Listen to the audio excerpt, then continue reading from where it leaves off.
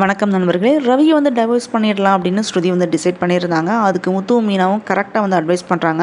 அதே மாதிரி சின்ன சின்ன விஷயத்துக்கு எல்லாமே டைவர்ஸ் பண்ணிடலாம் அப்படின்னு முடிவெடுக்கிற நிறைய பேருக்கு இன்றைக்கி இந்த எபிசோடு மூலமாக வந்து கற்றுக்கலாம்னு தான் நினைக்கிறேன். ரோஹிணி வந்து அவமானப்பட்டுட்டாங்க.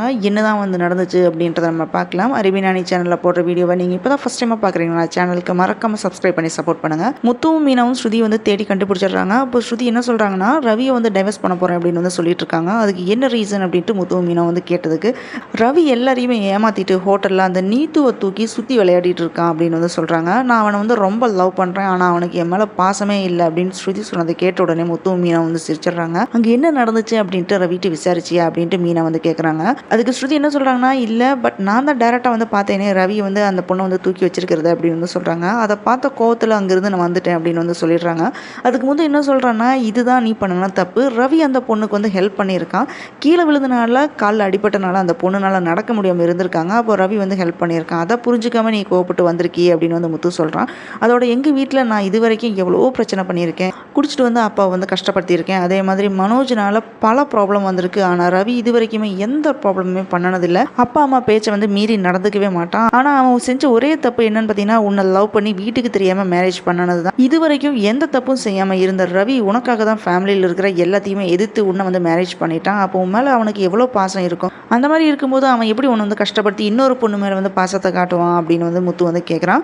நீ கோவப்பட்டு வராமல் அங்கேயே என்ன நடந்துச்சு அப்படின்ட்டு ரவிட்டு நீ பேசியிருக்கலாம் இல்லையா அப்படி முத்து இப்படி எல்லா விஷயத்தையுமே வந்து சொல்கிறான். இது எல்லாமே கேட்ட ஸ்ருதி, ஆமாம் நான் தான் வந்து தப்பு பண்ணிட்டேன், ரவிக்கு வந்து என் மேலே ரொம்ப பாசம் இருக்குது, அதை நான் வந்து சரியாக புரிஞ்சுக்கல அப்படின்னு வந்து சொல்கிறாங்க. ரவி எங்கிட்ட பேசியிருக்கலாம்ல அப்படின்னு ஸ்ருதி சொன்னதும் அதுக்கு மீனா என்ன சொல்கிறாங்கன்னா, நீங்கள் தான் ரவியோட காலை வந்து எடுக்காமல் சுவிச் ஆஃப் பண்ணி வச்சிருக்கீங்களே, அப்புறம் எப்படி அவர் எண்டில் நடக்கிற விஷயத்தை வந்து உங்ககிட்ட சொல்லுவார் அப்படின்னு வந்து மீனா கேட்குறாங்க.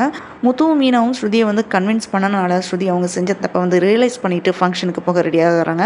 உடனே முத்துவும் மீனாவும் நாங்கள் வந்து ரவிக்கு கால் பண்ணி சொல்கிறோம் அப்படின்னு வந்து சொல்கிறாங்க. அதுக்கு ஸ்ருதி என்ன சொல்கிறாங்கன்னா, வேண்டாம் அவனுக்கு இன்னும் கொஞ்சம் நேரம் ப்ரெஷர் கொடுத்துட்டு ஒரு சர்ப்ரைஸ் கொடுக்கலாம் அப்படின்னு வந்து ஸ்ருதி சொல்கிறாங்க. அங்கே ஃபேமிலியில் இருக்கிறவங்க எல்லாருமே ரவிட்ட ஸ்ருதி இன்னும் வரலையா அப்படின்னு வந்து ஆர்கியூ பண்ணிட்டு இருக்காங்க. இவங்க ரெண்டு பேருக்குள்ளே ஏதாவது சண்டையா அப்படின்னு வந்து ஸ்ருதியோட பேரண்ட்ஸ் வந்து விஜயா அண்ணாமலை கிட்ட இந்த மாதிரி எல்லாருமே பேசிகிட்டு இருக்காங்க. அந்த டைமில் தான் ஸ்ருதி வந்து பிரைட் மாதிரி ட்ரெஸ் போட்டுட்டு மண்டபத்துக்குள்ளே வராங்க. ஸ்ருதியை பார்த்த உடனே எல்லாருமே வந்து ஷாக் ஆகிறாங்க. அப்போ ஸ்ருதி என்ன சொல்கிறாங்கன்னா, என்னோட காஸ்டியூம் வர்றதுக்கு வந்து லேட் ஆகிடுச்சு, அதனால தான் வந்து என்னால் சீக்கிரமாக வர முடியல, சாரி அப்படின்னு எல்லார்ட்டையுமே வந்து சொல்கிறாங்க. அதுக்கப்புறம் ஸ்ருதியும் ரவியும் ஒன்றா வந்து கேக் கட் பண்ணுறாங்க. அதுக்கப்புறம் ரெண்டு பேருமே என்ன பண்ணுறாங்கன்னா, இவங்களோட லவ் அதே மாதிரி மேரேஜ் லைஃப்பை பற்றி அங்கே இருந்தவங்கள்ட்ட எல்லாத்தையுமே வந்து ஷேர் பண்ணிட்டு இருக்காங்க. அதோட எனக்கு ஸ்ருதி கிடைச்சதுக்கு காரணம் பார்த்தீங்கன்னா மீனா அண்ணி தான் அப்படின்னு ரவி சொல்கிறான். அதே மாதிரி ஸ்ருதி என்ன சொல்கிறாங்கன்னா, என்னதான் நான் தனியாக பிறந்து வளர்ந்தாலுமே இப்போ இந்த ஃபேமிலியில் என்னை எல்லாருமே ஏற்றுக்கிட்டு என் மேலே ரொம்ப பாசம் வைக்கிறாங்க, எனக்கு இந்த ஃபேமிலியில் ஒரு சிஸ்டர் ஒன்று கிடச்சிருக்காங்க, அவங்க மீனா தான் அப்படின்னு வந்து ஸ்ருதி சொல்கிறாங்க. அவங்க எங்கூட பிறந்த சிஸ்டராக தான் நான் பார்க்குறேன், அவங்க நிறைய விஷயத்தில் வந்து என்னை கைட் பண்ணியிருக்காங்க அப்படின்னு வந்து சொல்கிறாங்க. இந்த ஃபேமிலியில் எப்படி இருக்கணும்னு அவங்க சொல்லி தான் வந்து எனக்கே தெரியுது அப்படின்னு ஸ்ருதி சொல்லிகிட்டே இருக்காங்க. இதையெல்லாம் கேட்ட உடனே விஜயாவோடையும் ரோஹிணியோட ஃபேஸ் பார்த்தீங்கன்னா அப்படியே வந்து மாறிடுச்சு. வந்திருக்கிற ரிலேஷன்ஸ்க்கு முன்னாடி அண்ணாமலை ஃபேமிலியை விட்டு கொடுக்காம ஸ்ருதி பேசுகிறத பார்த்து ஸ்ருதியோட பேரண்ட்ஸ் வந்து கோவப்படுறாங்க. அப்போ ரவி என்ன சொல்கிறான்னா, ஸ்ருதி தான் வந்து இந்த ஃபங்க்ஷன் வந்து கண்டக்ட் பண்ணணும் அப்படின்னு ஆசைப்பட்டது, ஸ்ருதிக்கு வந்து சர்ப்ரைஸ் கொடுக்கறதுக்காக வேண்டி தான் ஒரு விஷயம் வந்து அரேஞ்ச் பண்ணியிருக்கேன் அப்படின்னு ரவி சொல்கிறான். கொஞ்ச நேரத்துலேயே அங்கே ஒரு சிங்கர் வந்து பாட்டு பாடிட்டு அசத்துறாரு. அப்போ முத்துவும் மீனாவும் அவங்க ரெண்டு பேருக்குள்ளே இருக்கிற லவ்வை வந்து கண்ணால் வந்து ஷேர் பண்ணிக்கிறாங்க. அதே மாதிரி ரவி, ஸ்ருதி, மனோஜ், ரோஹிணி இவங்க எல்லாருமே அவங்களோட லவ்வை வந்து கண்ணுலேயே வந்து ஷேர் பண்ணிக்கிறாங்க.